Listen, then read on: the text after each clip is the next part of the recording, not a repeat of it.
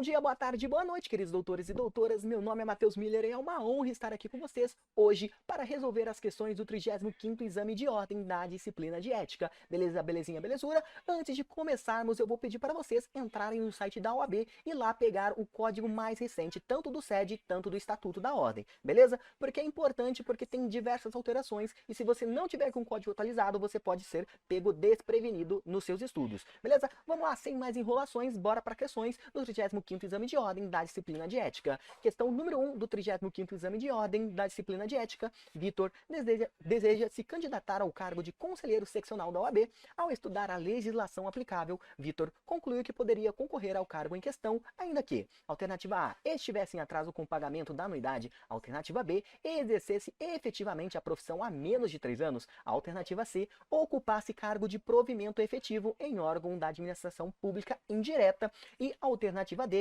tivesse sido condenado por infração disciplinar resultante da prática de crime há mais de 1 ano, mesmo sem ter obtido a reabilitação criminal. Nesse momento você fica à vontade para pausar o vídeo, resolver a questão. Beleza, pausou o vídeo, vamos voltar então? Bora então para a resolução dessa questão e eu vou dar algumas dicas para vocês. Pegue o bizu. Vamos lá para a resolução da nossa questão. A gente precisa, pessoal, analisar a solução da questão. Ela exige o conhecimento acerca do Estatuto da OAB sobre os impedimentos para se candidatar ao cargo de conselheiro seccional da OAB. Então, se você abrir o seu código de ética, você vai lá, impedimentos para se candidatar ao cargo de conselheiro seccional da OAB, e você vai encontrar na Lei 8.906 de 94, que é o Estatuto da OAB, o capítulo 6 das eleições. Lá, justamente lá, você vai encontrar o artigo 63, parágrafo 2º, no respectivo código. E nele vai estar escrito exatamente assim, a melhor coisa que tem, quando o texto da lei é pedido na questão. O candidato deve comprovar situação regular perante a OAB, não ocupar cargo exonerável ad nutum. A palavra ad nutum deixa todo mundo bizarro. Meu Deus, eu não sei o que significa, eu não sei nem pronunciar essa palavra. Ad nutum é nada mais que aquele cargo que pode ser exonerado a qualquer momento, como os cargos em comissão. O prefeito chega lá e fala, meu querido, você não está mais nesse cargo. Esses são os cargos exonerável ad nutum a qualquer momento. Lembre então que o cargo ad nutum é diferente daquele cargo efetivo, onde a pessoa é concursada, não pode ser exonerada a qualquer momento.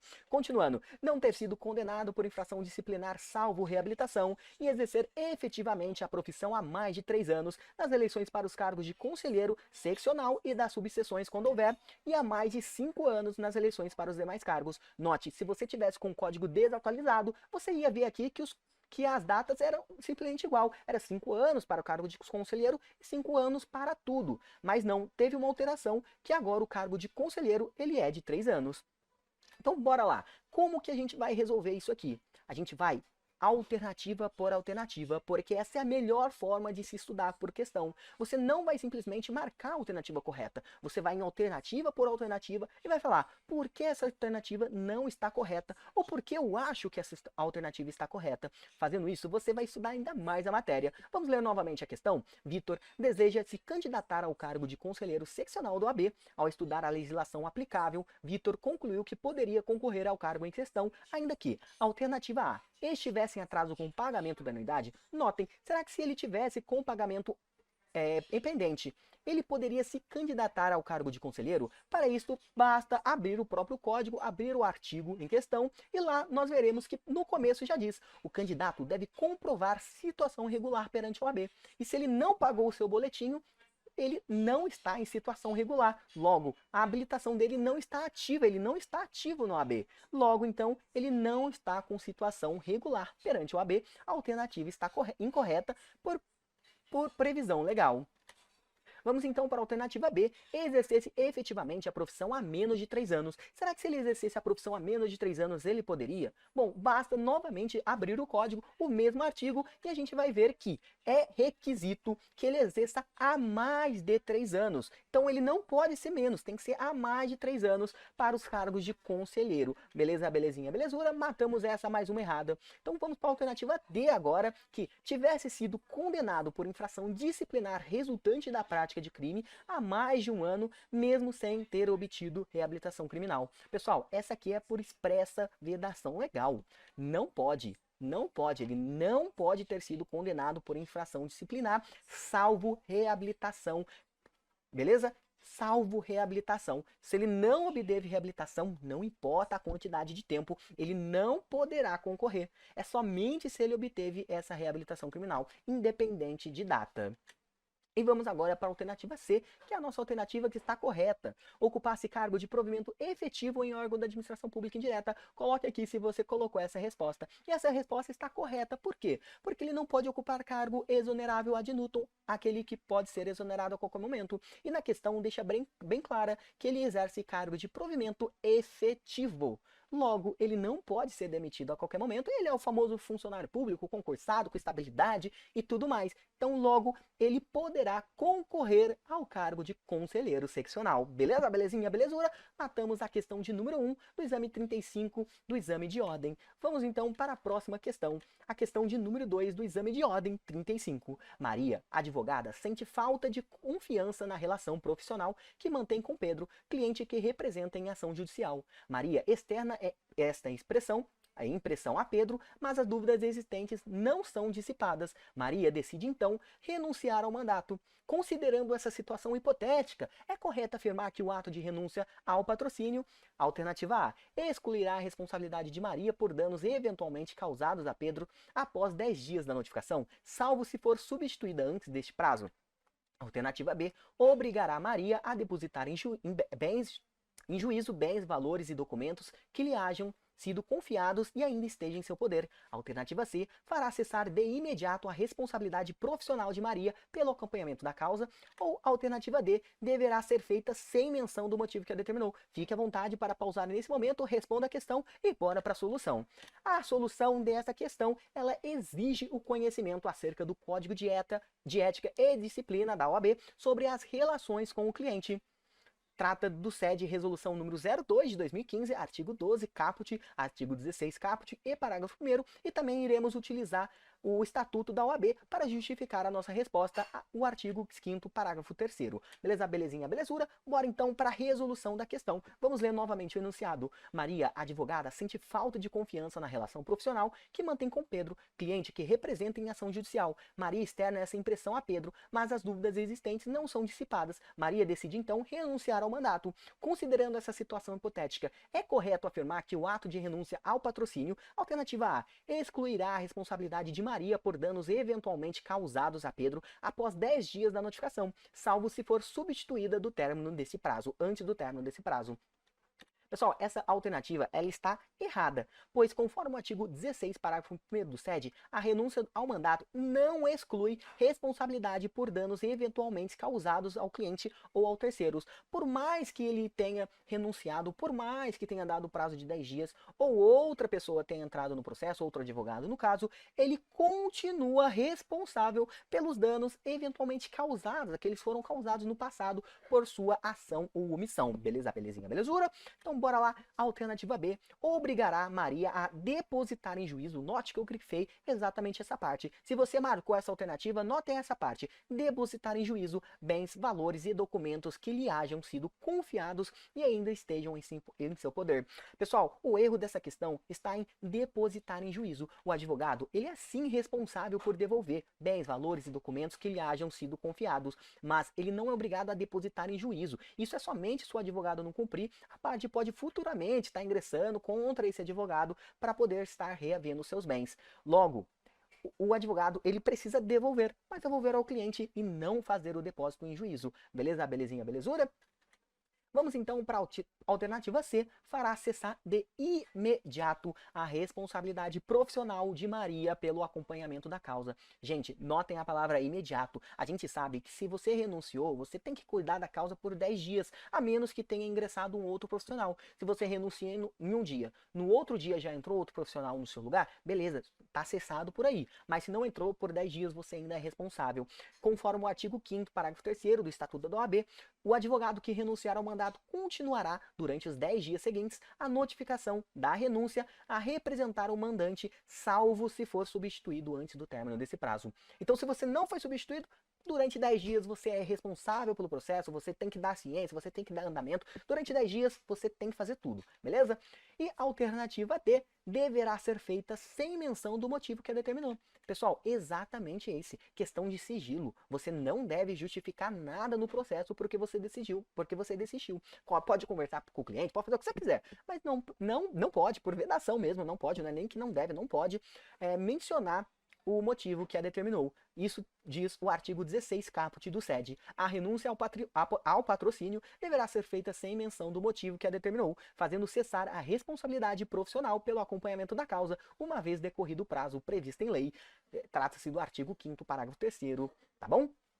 Que são o prazo, que é o prazo de 10 dias. Beleza, belezinha, belezura? Tá um calor tremendo aqui, mas a gente continua nas resoluções de questão. Deve estar calor aí para você também que está estudando para a sua primeira fase da OAB. Te desejo muita sorte. Qualquer dúvida pode entrar em contato comigo que a gente vai superar mais este desafio. Beleza, belezinha, belezura? Vamos para a questão de número 3. Em certa comarca, em razão da insuficiência do número de defensores públicos em atuação, o juiz Caio nomeou o advogado Pedro para defender um réu juridicamente necessitado quanto aos honorários a serem recebidos por Pedro. Assinale a alternativa correta. Então ele quer saber sobre os honorários. Bora lá. Alternativa A. Pedro apenas terá direito ao recebimento de honorários na hipótese de a parte contrária ser sucumbente a ser pagos pelo autor. Alternativa B. Pedro tem direito a honorários fixados pelo juiz, independentemente de sucumbência, a serem pagas pelo Estado segundo tabela organizada pelo Conselho Seccional do AB. Alternativa C. Pedro tem direito a honorários fixados pelo juiz, independentemente de sucumbência, a serem pagos pela Defensoria Pública, segundo tabela organizada pelo Defensor Público Geral do Estado. E alternativa D. Pedro apenas terá direito ao recebimento de honorários na hipótese de a parte contrária ser sucumbente a serem pagos pela Defensoria Pública. Pausou seu vídeo, resolve a questão e bora para a resolução.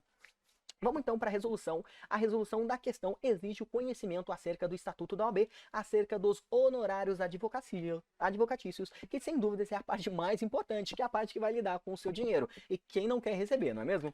Bora lá. Trata-se da Lei 8.906 de 94, que é o Estatuto da Ordem dos Advogados do Brasil. Artigo 22. A prestação dos serviços profissional assegura aos inscritos na OAB o direito aos honorários convencionados, aos fixados por arbitramento judicial e aos de sucumbência. E parágrafo 1º deste mesmo artigo, o advogado, quando indicado para patrocinar causa de juridicamente necessitado, no caso de impossibilidade da Defensoria Pública no local da prestação de serviço, tem direito aos honorários fixados pelo juiz, segundo tabela organizada pelo Conselho Seccional do AB e pagos pelo Estado. Note aí que a maioria das questões vai estar respondido aí. Beleza? Ele tem direito aos honorários fixados pelo juiz, segundo tabela organizada pelo Conselho Seccional e pagas pelo Estado. Não é pago por mais ninguém e também não é montado por mais ninguém. É pelo Conselho Seccional e ele tem direito. Então, bora para resoluções da questão. Acredito que todo mundo tenha acertado, mas se você não acertou, bora lá que eu vou te explicar o porquê. Alternativa A. Pedro apenas terá direito ao recebimento de honorários na hipótese de a parte contrária ser sucumbente a serem pagos pelo autor. Gente, não tem nada a ver isso. Não tem nenhum lugar escrito isso. Então a banca somente criou um fato aí e falou, não, vai que alguém cai. Então não existe isso. O advogado trabalhou, ele tem que receber, independentemente se ele foi ou não ganhador da causa e não é pago pelo autor, tá bom? A alternativa, ela está incorreta, segundo o artigo 22, parágrafo 1º do Estatuto da OAB, tem direito aos honorários fixados pelo juiz e pagos pelo Estado, como está escrito no próprio artigo, beleza?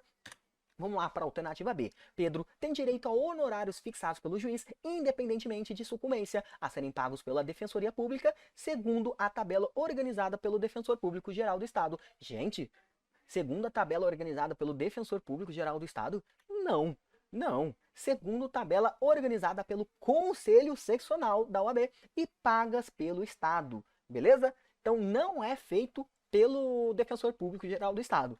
Tá bom? Então bora lá, a alternativa D. Pedro apenas terá direito ao recebimento de honorários na hipótese de a parte contrária ser sucumbente a serem pagos pela Defensoria Pública. Nota que, novamente, a banca está reiterando a parte da Defensoria Pública, a parte de ser sucumbente, e a gente sabe que não é isso. Bora lá, artigo 22, parágrafo 1º que a gente acabou de ler. O advogado, quando indicado para patrocinar causa de juridicamente necessitado, no caso de impossibilidade da Defensoria Pública no local da prestação de serviço, tem direito a honorários fixados pelo juiz segundo tabela organizada pelo Conselho Seccional na OAB e pagas pelo Estado. Lembrem-se dessa questão, porque é uma questão que cai bastante na OAB. E bora lá. Alternativa B. Alternativa B de bola, que é a alternativa correta. Pedro tem direito a honorários fixados pelo juiz. A gente viu lá que tem, mas a gente vai ver aqui de novo. Independentemente de sucumbência. Ou seja, se ele ganhar, perder, não importa. Ele atuou, ele trabalhou, ele tem que receber. A serem pagos pelo Estado. Exatamente, o Estado que vai pagar. Segundo tabela organizada pelo Conselho Seccional da OAB. Como a gente pode ver aqui, ó. Tem direito aos honorários fixados pelo juiz? Tem direito. Tabela organizada pelo Conselho Seccional da OAB? Tabela organizada pelo Conselho Seccional e pagas pelo Estado. Alternativa correta, alternativa linda, simplesmente texto de lei, FGV aqui fez certinho, tá? Fechamos mais uma questão, fechamos a questão de número 3 e bora lá, sem mais delongas, bora para a questão número 4, que é uma questão muito, mas muito boa mesmo. Antônio, economista sem formação jurídica, e Pedro, advogado, ambos estudiosos da análise econômica do direito, desejam constituir sociedade de advogados que também fornecerá aos seus clientes serviços de consultoria na área econômica. Ao analisar a possibilidade de registro desse empreendimento, que consideram inovador, Antônio e Pedro concluíram corretamente que, alternativa A, poderá ser efetivado, já que é permitido o registro nos cartórios de registro civil de pessoas jurídicas e nas juntas comerciais da sociedade que inclua, entre outras finalidades, a atividade da advocacia. Alternativa B, não poderá ser efetivado, já que somente são admitidas a registros as sociedades de advogados que explorem ciências sociais complementares à advocacia. Alternativa C, poderá ser efetivado desde que a razão social tenha o nome de pelo menos um advogado responsável pela sociedade. E alternativa D, não poderá ser efetivado, já que não são admitidas a registro as sociedades de advogados que incluam como sócio pessoa não inscrita como advogado ou totalmente proibida de advogar. Aproveita esse momento, pausa esse vídeo, responde aí a questão, tá respondida, já achou sua resposta? Então bora lá, bora para nossa resposta oficial. A solução da questão exige conhecimento acerca do Estatuto da OAB, acerca da sociedade de advogados. Será que eu, como advogado, posso abrir com um economista? Olha, eu advogado trabalhista, já vou lá, faço minha parte, já passo para o contador faz ali tudo, e a gente fica um indicando o cliente para o outro. Será que isso pode? Será que isso é possível? Será que a gente consegue registrar isso na junta comercial? É isso que a gente vai ver. Olha, trata-se da Lei 8.906 de 94, o Estatuto da OAB. O artigo 16, ele é bem claro, ele é categórico. Não são admitidas a registros, nem podem funcionar todas as espécies de sociedade de advogados que apresentem forma ou característica de sociedade empresária. Então, se ela apresentou forma ou característica de sociedade empresária, ela não pode funcionar, beleza? Que adotem denominação fantasia, você não pode criar o seu escritório chamado um tiro de justiça, uma pena, né? Poderia. Que realizem atividades estranhas à advocacia, que incluam como sócio ou titular de sociedade unipessoal de advocacia, pessoa não inscrita como advogado ou totalmente proibido de advogar. Era para mim estar passando um por um para ficar laranja, mas eu esqueci. Não tem problema, deu para entender. Então, quer dizer, se você não é advogado ou se você é impedido, você não pode também constar como sócio ou titular de sociedade unipessoal de advocacia. Beleza? Beleza? Então, bora lá, bora continuar. Parágrafo 3º ainda, é proibido o registro nos cartórios de registro civil de pessoas jurídicas e nas juntas comerciais de sociedade que inclua, entre outras finalidades, a advocacia. Parágrafo 1º, coloquei por algum motivo eu inverti, a razão social deve ter obrigatoriamente o nome de pelo menos um advogado responsável pela sociedade, podendo permanecer o do sócio falecido, desde que prevista tal possibilidade no ato constitutivo. Ou seja, quer dizer, se você tem sua sociedade lá, João Campos e Pedro Neto, o Pedro Neto morreu, o Campos Neto vai ter que tirar o nome do Neto? Bom, não necessariamente, porque desde que prevista tal possibilidade no ato constitutivo, ele pode manter. Porque, cara, imagina, você tem que trocar o nome inteiro do seu escritório, é um saco, deve gastar dinheiro. Então, quando vocês forem e façam seu próprio escritório, já prestem atenção nisso, coloca lá, que se alguém morrer, infelizmente, for atropelado, vai continuar usando o nome. Então, bora lá continuar, vamos para a resolução dessas questões aí. Eu não falei novamente porque é muito grande. Então, lá, alternativa A, poderá ser efetivado, já que é permitido o registro nos cartórios de registro civil de pessoas jurídicas e nas juntas comerciais de sociedade que inclua, entre outras finalidades, a atividade de advocacia. Aqui eu grifei errado, porque ela está totalmente errado. Mas, será que pode, então, fazer o registro nos cartórios de registro civil ou de pessoas jurídicas e nas juntas comerciais de sociedade que inclua, entre outras finalidades, a atividade de advocacia? A gente acabou de ver que não. Conforme o artigo 16, parágrafo 3º do Estatuto, é proibido o registro nos cartórios de registro civil de pessoas jurídicas e nas juntas comerciais de sociedade que inclua, entre outras finalidades, a atividade da advocacia. Então, por pura expresso vedação legal, não é possível, a alternativa está incorreta. Bora para bora para alternativa B, então. Não poderá ser efetivado, já que somente são admitidas a registros as sociedades de advogado que explorem ciências sociais complementares à advocacia. Será que se ela for complementar, por exemplo, esse exemplo que eu dei do contador, pode? Pode? Será que pode? Faz sentido poder, mas não pode não, gente. Olha só, o artigo 16 do Estatuto diz o seguinte, que realizem atividades estranhas à advocacia. E não é só porque ela é complementar à advocacia, não. Se ela é complementar, ela continua sendo estranha. Então tomem cuidado com essa explicação aqui, que incluam como sócio ou titular de sociedade unipessoal da advocacia, e notem também nessa parte, de pessoa não inscrita como advogado ou totalmente proibida de advogar. Se o cara é contador, ele não é advogado, ele não pode constar. Então, de qualquer forma, não poderia, a alternativa está incorreta. Bora para a alternativa de letra C, poderá ser efetivada desde que a razão social tenha o nome de pelo menos um advogado responsável pela sociedade. Essa alternativa, se você não ler a questão, você vai achar que ela está correta. Por quê? Porque realmente pode, se tem um advogado ali, ele pode criar a sua sociedade. Mas notem, pessoal, que aqui na questão deixa claro que Antônio é economista, sem formação jurídica, ele não é advogado. Logo, ele não pode ser inscrita como advogado ou totalmente proibida de julgar. Desculpa, vou reler aqui para vocês para ficar mais fácil. Que realizem atividades estranhas à advocacia, que incluam como sócio ou titular. No caso, o Antônio, ele vai ser incluído como sócio, pessoa não inscrita como advogado ou totalmente proibida de advogar. Então tomem cuidado, porque a questão está mais ou menos certa. Pode ser que seja verdade essa alternativa, mas lendo o contexto, lendo a questão, você vai notar que ela está incorreta porque a questão está incorreta.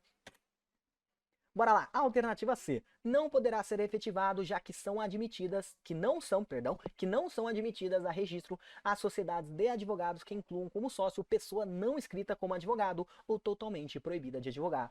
Olha só que questão boa, ela está completamente correta, vamos no passo a passo, esqueci de grifar, tá foda, tô esquecendo demais de grifar as coisas aqui.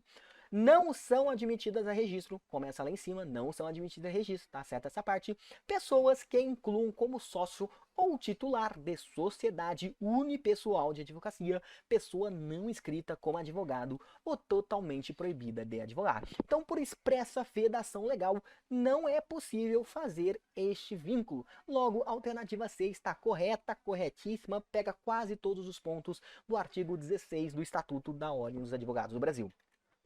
Beleza, belezinha? Matamos mais uma questão, matamos a questão de número 4, agora vamos para a questão de número 5, falta pouco, são 8 questões que a gente tem que resolver aqui.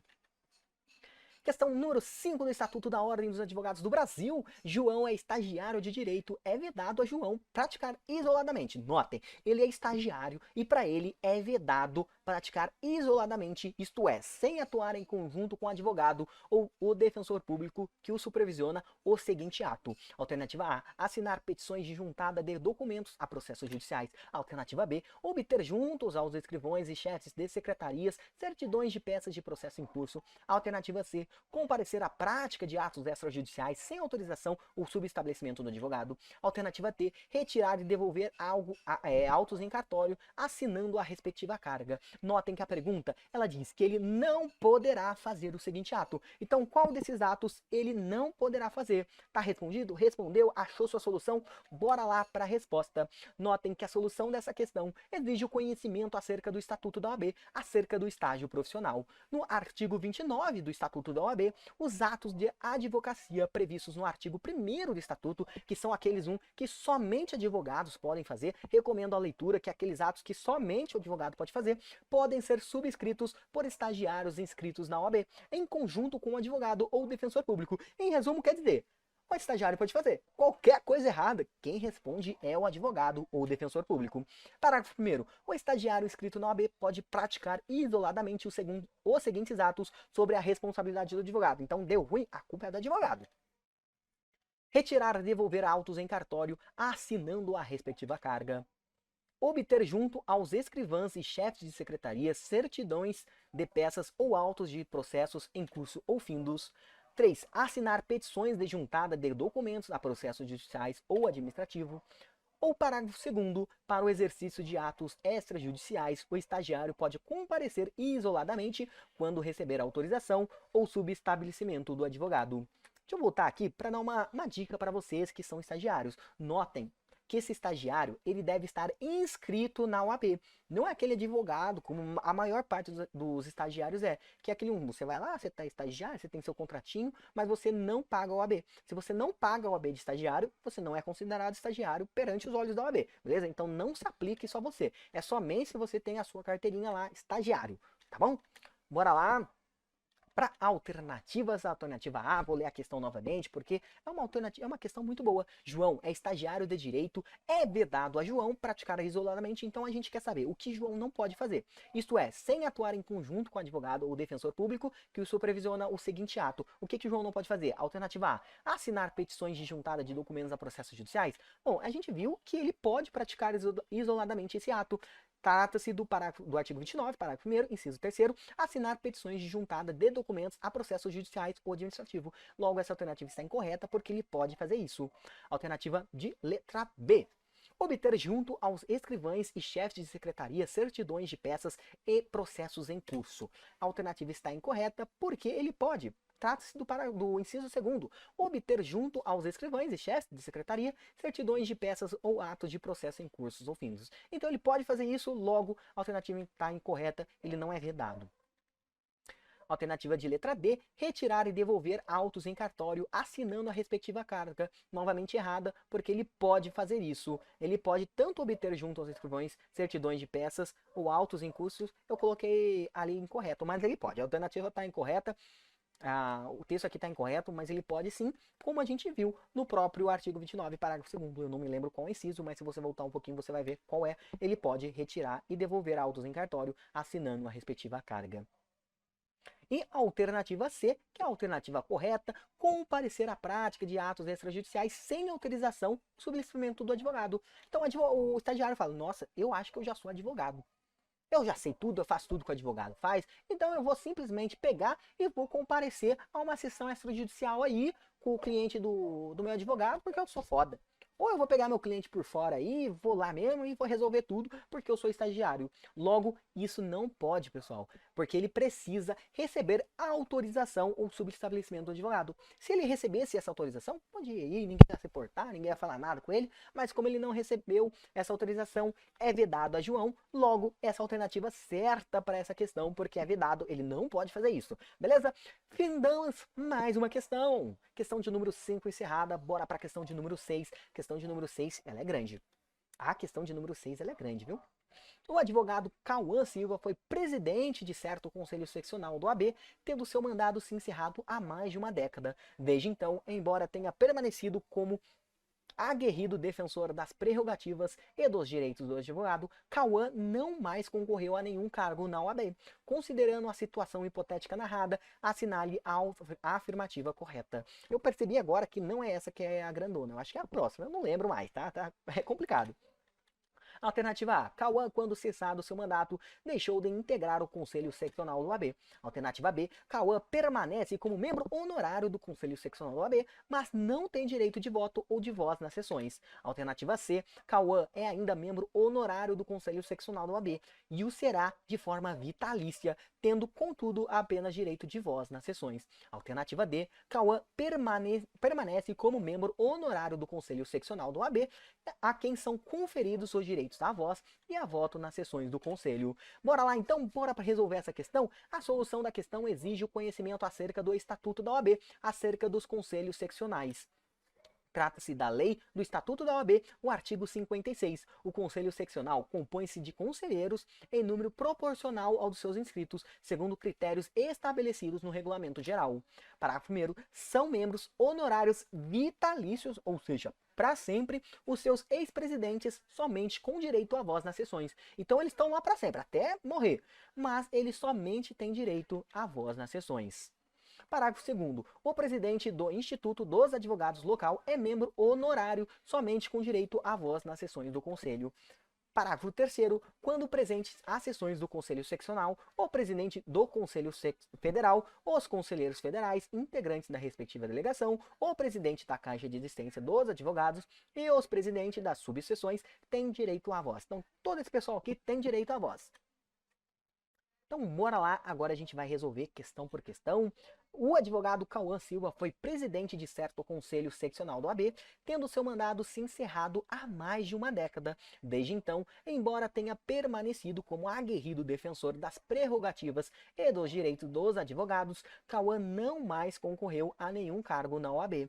Considerando a situação hipotética narrada, assinale a afirmativa correta. Então vamos lá, Cauã, quando cessado o seu mandato, deixou de integrar o Conselho Seccional do OAB. Gente, a gente acabou de ver que não, eles são membros honorários vitalícios. Então eles para sempre vão estar lá de forma honorária, beleza?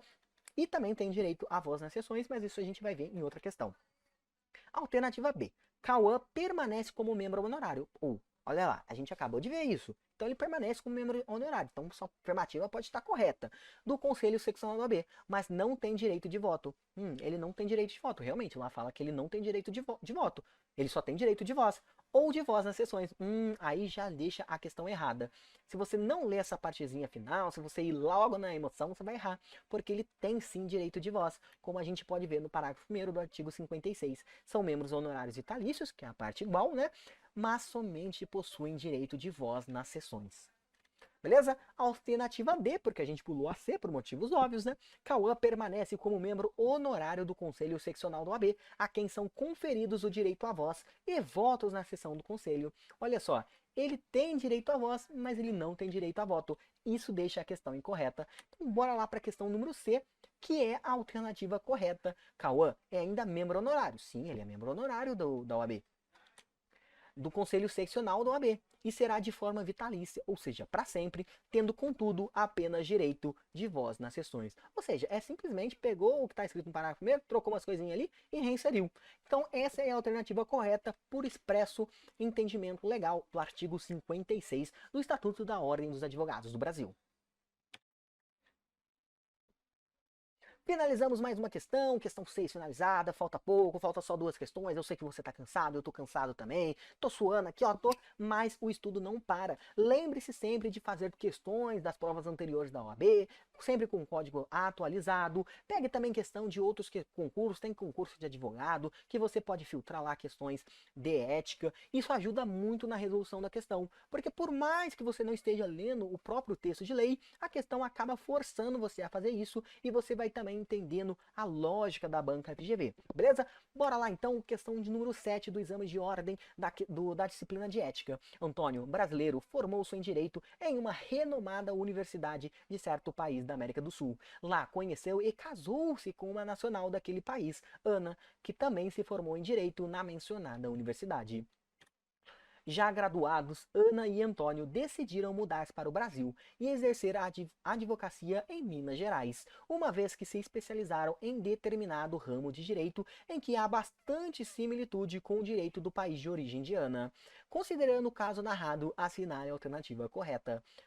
Alternativa A. É vedada a Ana o exercício da advocacia no Brasil, salvo a título precatório, como consultora em direito internacional, se não cursar novamente a graduação no nosso país. Antônio, em via diversa, poderá inscrever-se como advogado, desde que prove seu título de graduação, obtido na universidade estrangeira, que seja revalidado e que seja aprovado no exame de ordem, cumpridos os demais requisitos legais. Alternativa B. Tanto Ana quanto Antônio poderão inscrever-se como advogados, desde que provem seus títulos de graduação obtidos na universidade estrangeira, que esses sejam revalidados e que eles sejam aprovados no exame de ordem, cumpridos os demais requisitos legais. Alternativa C. É vedada a Ana o exercício da advocacia no Brasil, salvo a título precatório como consultor em direito internacional, se não cursar novamente a graduação no nosso país. Antônio poderá inscrever-se como advogado, desde que prove seu título de graduação obtido na universidade estrangeira, independentemente de revalidação, e que seja aprovado no exame de ordem, cumpridos os demais requisitos legais.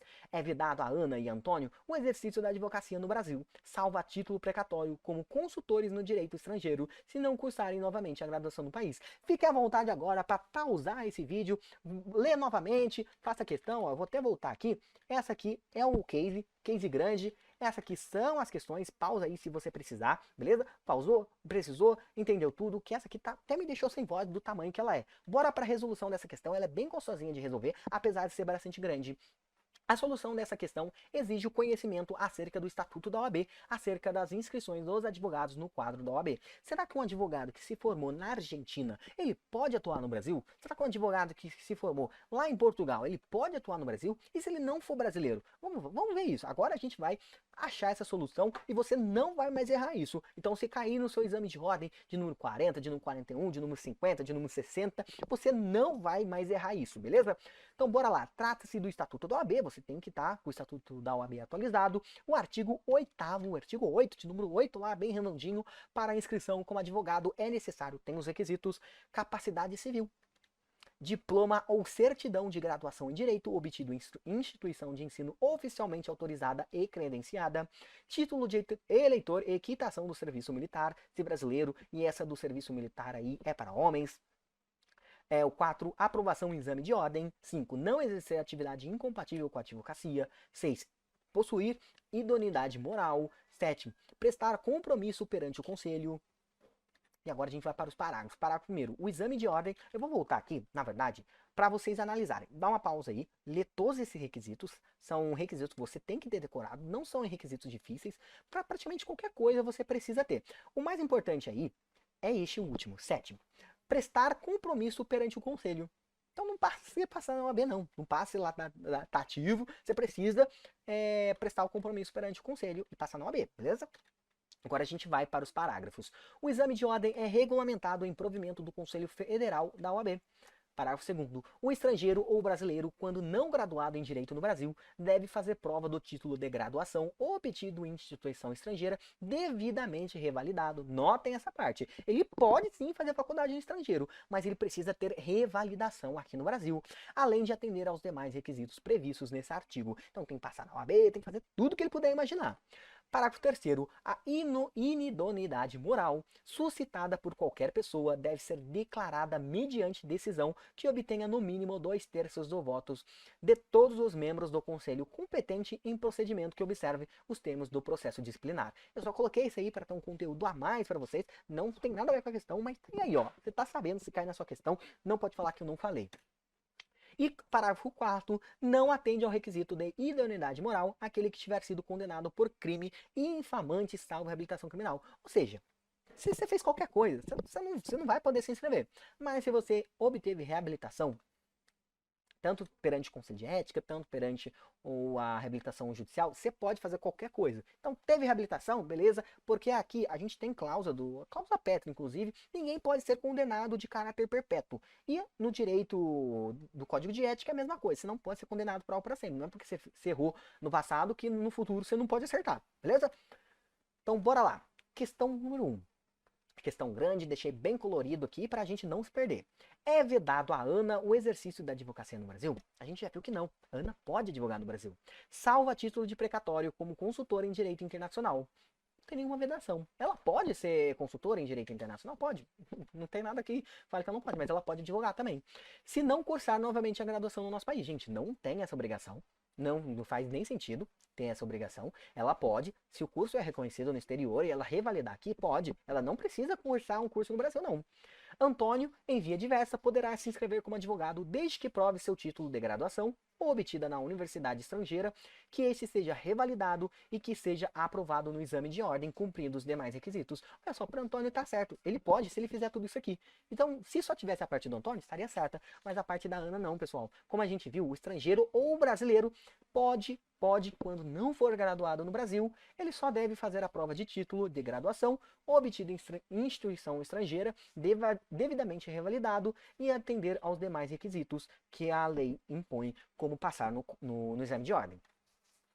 E alternativa B. É vedado a Ana o exercício da advocacia no Brasil, salvo a título de precatório como consultora em direito internacional, se não cursar novamente a graduação no nosso país. Antônio poderá se inscrever-se como advogado, desde que prove seu título de graduação obtido na universidade estrangeira, independentemente de revalidação, e que seja aprovado no exame de ordem, cumpridos os demais requisitos legais. Esse aqui já não tem nem parte certa, é tudo errado mesmo. Para a Ana não é vedado o exercício da advocacia no Brasil, e para o Antônio ele precisa ter essa revalidação e passar na OAB também. Então ele precisa da revalidação. Então nessa questão para os dois está incorreta, como a gente vê aqui no parágrafo 2º do artigo 8º. O estrangeiro ou brasileiro, quando não graduado em direito no Brasil, deve fazer prova do título de graduação obtido em instituição estrangeira devidamente revalidado. Ou seja, tanto o estrangeiro como o brasileiro pode. Agora, eu acho que eu voltei para a mesma questão? Voltei para a mesma questão. A alternativa D. É vedado a Ana e Antônio o exercício da advocacia no Brasil, se não cursarem novamente a graduação no nosso país. Gente, a gente acabou de ver. É permitido ao estrangeiro e ao nacional fazer o exercício da advocacia no Brasil, se eles provarem, né, que eles têm esse título e fizerem a sua revalidação. Então, a assertativa está incorreta. Questão número B. Número não, né? Letra B. Olha só pra você ver. Já tô ficando maluco aqui. Questão 7, tô louco. Logo a gente chega na 8ª e acaba, mas questão 7 eu já tô biruta aqui já. Tanto Ana quanto Antônio poderão inscrever-se como advogados desde que provem seus títulos de graduação obtidos na universidade estrangeira, que esses sejam revalidados e que eles sejam aprovados no exame de ordem, cumpridos os demais requisitos legais. Gente, olha só que questão maravilhosa. Se você domina o Estatuto da OAB, se você domina este tema, você vai acertar. Por quê? Porque é exatamente isso que fala. O estrangeiro ou brasileiro pode, se ele fez faculdade fora, ele pode aqui no Brasil também exercer advocacia, desde que ele prove o seu título e ele obtenha a sua revalidação do título, além de atender os demais requisitos, como a realização do exame de ordem.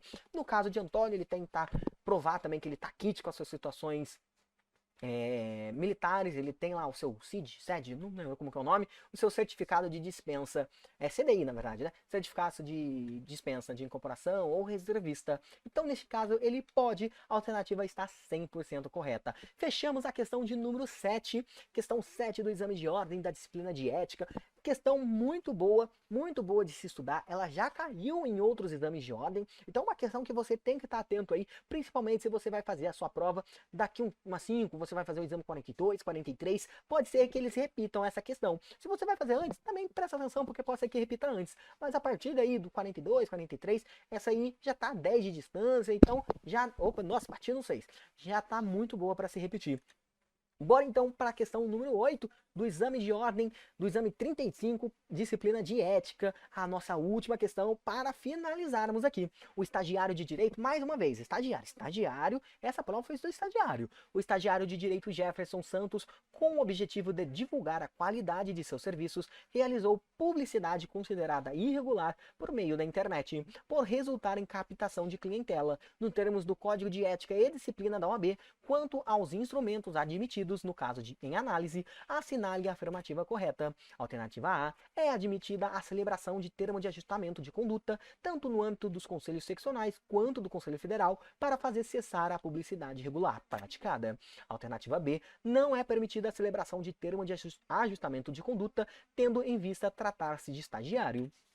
Alternativa C, é admitida a celebração de termo de ajustamento de conduta para fazer cessar a publicidade irregular praticada, que deverá seguir regulamentação constante em provimentos de cada conselho seccional quanto aos seus requisitos e condições. Ou alternativa D, não é permitida a celebração de termo de ajustamento de conduta, tendo em vista a natureza da infração resultante da publicidade irregular narrada. Fique à vontade agora, pausa aí, lê a questão, lê as alternativas e responda. Beleza? Tá respondido? Tá pausado?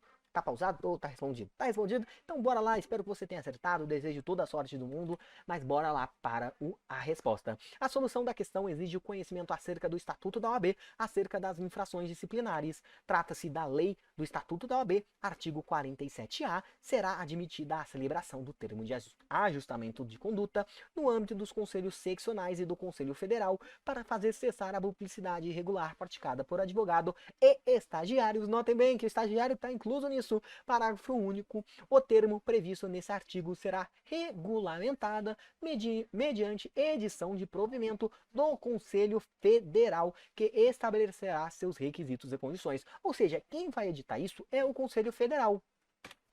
Artigo 58, que a gente vai utilizar também, nos casos de infrações ético-disciplinares punível com censura, será admissível a celebração de termo de ajustamento de conduta se o fato apurado não tiver gerado repercussão negativa à advocacia. Ou seja, se gerou repercussão negativa à advocacia, pode ser, né? No caso vai ser, que não vai ser possível realizar a celebração de termo de ajustamento de conduta. Parágrafo único. O termo de ajustamento de conduta previsto nesse artigo será regulamentado em provimento do Conselho Federal da UAB. Então, beleza? Os dois é feito pelo Conselho Federal.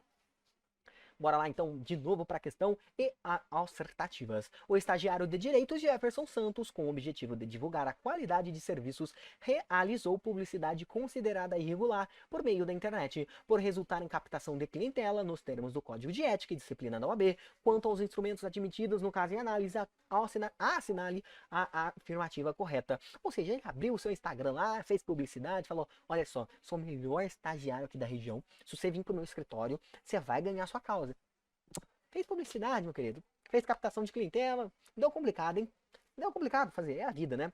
Alternativa B. Não é permitida a celebração de termo de ajustamento de conduta, tendo em vista tratar-se de estagiário. Notem só, não é permitida a celebração. Bom, é pena punível com censura. Se é censura, tem permissão sim. E por se tratar de estagiário, a gente viu, gente, tem expressa permissão no artigo 47A e advogados, ou seja, advogado e estagiários podem sim receber aí o termo de ajustamento de conduta. Imagina, você nem virou advogado ainda e já tá recebendo um TAC. Isso aí é complicado, hein? Mas acontece, é a vida, né? Alternativa C. É admitida a celebração do termo de ajustamento de conduta para fazer cessar a publicidade regular praticada, que deverá seguir a regulamentação constante em provimento de cada conselho seccional quanto aos seus requisitos e condições. Pessoal, olha só. Olha só, para isso a gente vai utilizar o 47A, parágrafo único. A gente pode usar também o 48A, parágrafo único, porque ambos vão tirar essa dúvida. Gente, precisa de edição e publicação do Conselho Federal. Ele que estabelecerá seus requisitos e condições. É o Conselho Federal. Então, qualquer resposta que não tem o Conselho Federal ou que fale que outra pessoa, outra unidade poderá, está errado. É somente o Conselho Federal. Bora lá para D, então. Não é permitida a celebração de termo de ajustamento de conduta, tendo em vista a natureza da infração, resultante da publicidade irregular narrada. Gente, tome cuidado, porque aqui na questão, ela fala somente que ele fez publicidade irregular, ele captou cliente. Ele não fez, não manchou o nome da advocacia, não chegou lá, xingou o juiz, sei lá o que ele poderia fazer. Ele não fez isso, ele somente fez uma captação irregular, uma captação de cliente. Isso é errado? É errado, mas dá para passar batido, dá para fazer o TAC, não tem problema. Então essa afirmativa ela está correta, pois será admitida a celebração de termo de ajustamento de conduta no âmbito dos conselhos seccionais para fazer cessar a publicidade irregular praticada por advogado. Não sei se eu coloquei 48 e o 58, perdão. Coloquei o 58. Nos casos de infração ético-disciplinar punível com censura, será admitível a celebração de termo de ajustamento de conduta se o fato apurado não tiver gerado repercussão negativa à advocacia, que é o caso, não gerou, o case não fala que gerou, então todo mundo acredita que não gerou. Beleza, belezinha, belezura. Bora então para a alternativa A, que eu cliquei aqui sem querer, vocês já viram que ela é correta, mas é a última que ficou, então por obviedade ela é a acertativa correta. Chegamos à última alternativa da última questão de ética do exame 35. É admitida a celebração de termo de ajustamento de conduta, tanto no âmbito dos conselhos seccionais quanto do Conselho Federal, para fazer cessar a publicidade irregular. Gente, tá?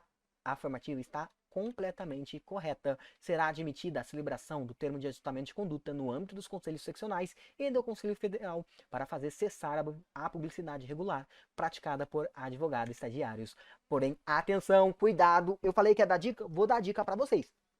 Prestem muita atenção, cuidado, pois o artigo 58A, que eu acabei de ler também, ele deixa bem claro, se isso gerou imagem ou repercussão negativa à advocacia, não poderá ser feito, tá? Não poderá ser feito se isso gerou repercussão negativa à Ordem dos Advogados do Brasil ou à advocacia no geral.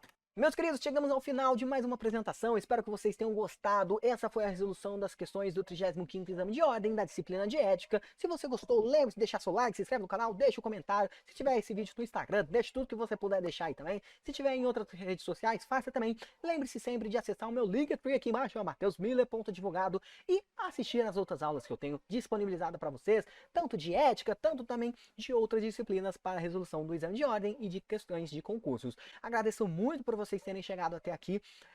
Desejo todo o sucesso do mundo para vocês nas suas resoluções de questões e também na sua prova da OAB. Boa sorte, se vocês precisarem de alguma coisa, pode me chamar.